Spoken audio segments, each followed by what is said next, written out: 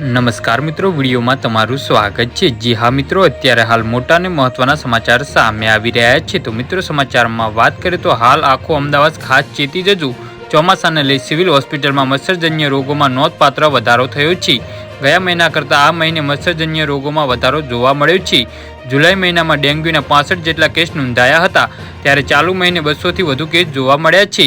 Malaria ગયા મહિને 39 જેટલા કેસ નોંધાયા હતા, ત્યારે ચાલુ મહિનામાં 112થી વધુ કેસ જોવા મળી રહ્યા છે। ચિકનગુનિયામાં ગયા મહિને 2 કેસ નોંધાયા હતા, ત્યારે ચાલુ મહિને 34 જેટલા કેસ જોવા મળ્યા છે। જી હા મિત્રો, અત્યારે હાલ મોટા સમાચાર સામે આવી રહ્યા છે।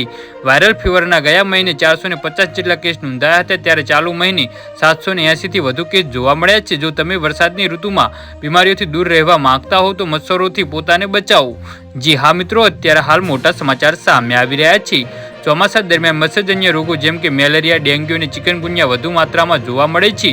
મચ્છરોથી બચવા માટે લાંબી બાયના શર્ટ પહેરો અને સૂતી વખતે મચ્છરદાનીનો ઉપયોગ કરો। જી હા મિત્રો, તો આના વિશે તમારું શું કહેવું છે તો નીચે મારી કોમેન્ટ બોક્સમાં જરૂરથી જણાવજો અને મારી યુટ્યુબ ચેનલને સબસ્ક્રાઇબ કરવાની ભૂલતા નહીં। વિડીયો પૂરો જોવા બદલ તમારો ખૂબ ખૂબ આભાર।